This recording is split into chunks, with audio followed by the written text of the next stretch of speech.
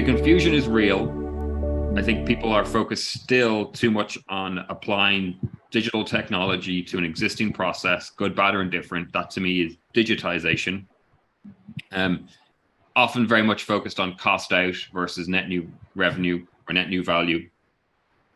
Digital transformation, especially digital transformation with a capital T, like big transformation, you've really got to think about what that means for your business. And to me, you've got to be generating net new value, not just taking cost out, and enabling that through digital technology, but not just relying on existing processes that could be good, bad, or indifferent.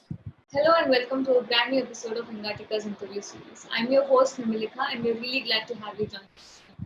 And today we have Luke Smaul, technology executive, author, speaker, and thought leader on the show. Welcome, Luke. Hey, thanks for having me on. Thank you so much for joining us. The Engatica interview series is a powerhouse of insights from industry experts and influencers from around the world. A platform that provides the latest news on AI, automation, and technologies that will help you grow your business. Come be a part of our community, learn, share, and grow with us. So, Luke, I'll ask you one simple question that everybody has now. What is Industry 4.0 and what is your perception on this? Perfect. Yeah, well, what I always say to people is only engineers would try and define a revolution before it's happened.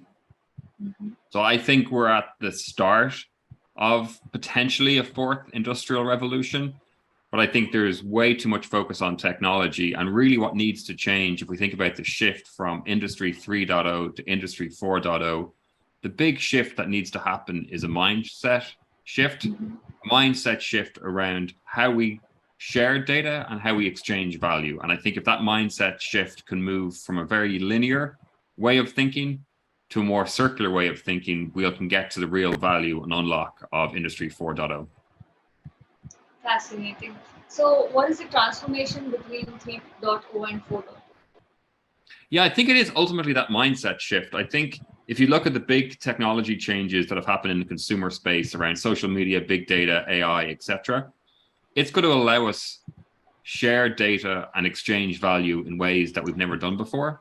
And I think what's going to happen is companies are either going to adopt a mindset for Industry 4.0 that lets them exchange data and value in new ways with customers up and down the supply chain, or they're going to get stuck in kind of a linear mode of thinking from Industry 3.0. And I think the really important shift is when we move to a different way of exchanging value from 3.0 to 4.0. Yeah. Are there any obstacles in this transformation?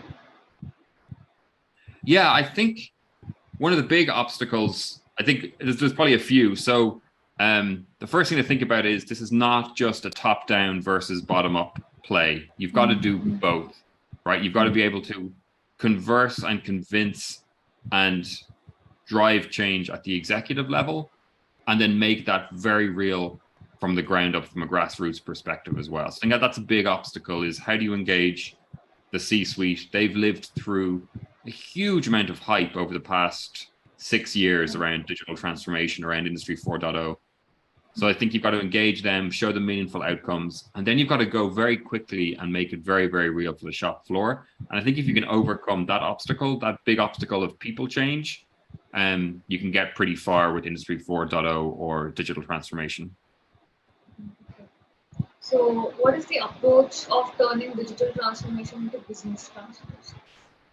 Yeah, that's perfect. So I talked earlier about exchanging value in new ways. And what I mean by that is unlocking new business models. So today we might sell equipment to our customers from an OEM to a manufacturer. We might sell equipment for dollars today, but maybe we might sell it as a service tomorrow. And I think unlocking some of these new ways of exchanging value, fundamentally new business models, we can get to business transformation and stop focusing too much on the digital part. While the digital is important and it's the enabler, you're absolutely right to ask the question. The shift needs to be business transformation. And for me, that means unlocking, not just taking cost out of the supply chain, but unlocking new value in new ways, such as having a new business model. Yes. So is it possible to build scalable solutions while this digital transformation is happening? Yeah, such an important question.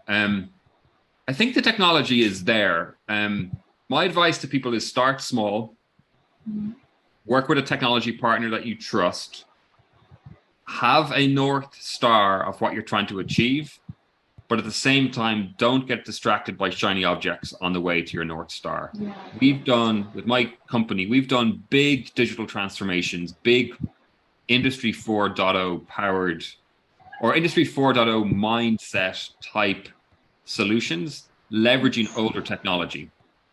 So the technology is there. We don't have to always use the latest and greatest. I would always recommend using proven technology.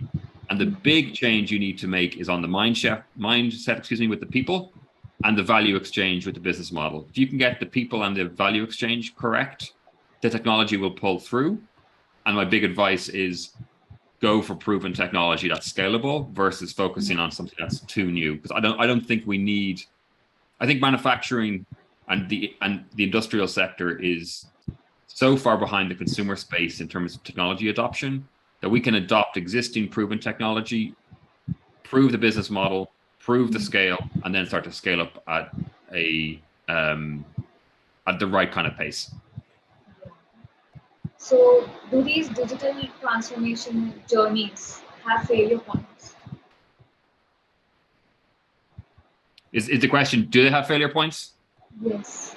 Yeah. I think across the board, the advice I always give my clients is get ready to get messy. This is a messy business. Digital transformation, business transformation, what we used to call just innovation of any description is a messy sport.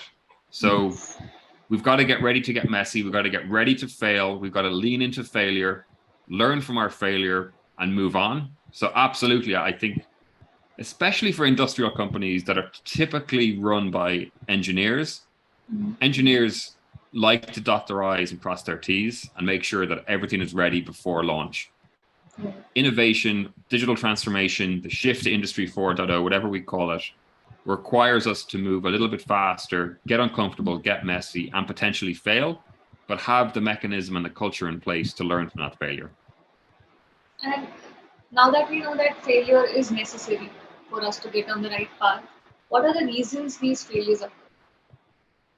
Yeah, I think the biggest reason that I see for why digital transformation fails or fails to meet expectations is that what we're actually doing in a lot of cases is digitization, taking an existing process, good, bad, or indifferent, and applying digital technology to it, versus digital transformation, which is enabled through technology, but is really focused on creating net new value that didn't exist before, leveraging digital technology. So I think the big reason I see customers miss expectations, which is a type of failure for digital transformation, is all about mixing up digitization and digital transformation. Okay. And while we are ready or gearing up for this digital transformation, how should we align our culture according to the transformation? Another really important question. I think culture is the key to this change. The reason being that people are going to drive transformation. It's not the technology. It's not even the process. To me, it's really down to the people. And for that reason, you need the right sort of culture. And I think it's a culture that, like I said earlier, can really get comfortable being messy, not having all the answers, moving forward in times of uncertainty, leveraging things that are potentially a little bit new, and failing more often than not, and learning from that failure and moving forward in an iterative way, I think is a big part of this. I see too many engineering-led organizations who want everything perfect before we move to the next step.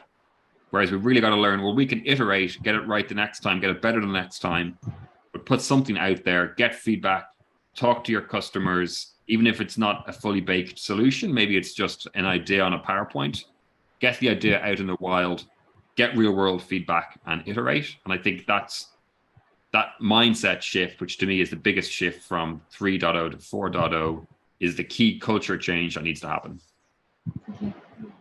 True. And do people get confused between digitization and digital transformation? Is there a difference? Yeah, I think, like I said before, the confusion is real.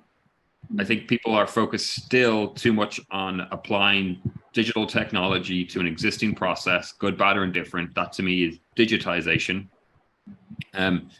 Often very much focused on cost out versus net new revenue or net new value. Digital transformation, especially digital transformation with a capital T, like big transformation, you've really got to think about what that means for your business. And to me, you've got to be generating net new value, not just taking cost out, and enabling that through digital technology, but not just relying on existing processes that could be good, bad, or indifferent. Yeah. And before we end the conversation, do you have any other sound bites you want to leave our audience with? Yeah, I think for anybody setting out on their digital transformation journey, get ready and get comfortable to get messy. And I think you'll go a long way. That is so wonderful. Thank you so much for sharing your valuable insights with us. For more content, subscribe to Engati and tap the bell icon to get access to exclusive content from thought leaders from around the globe. Thank you for tuning in. We'll see you with the new experts soon. Thank you.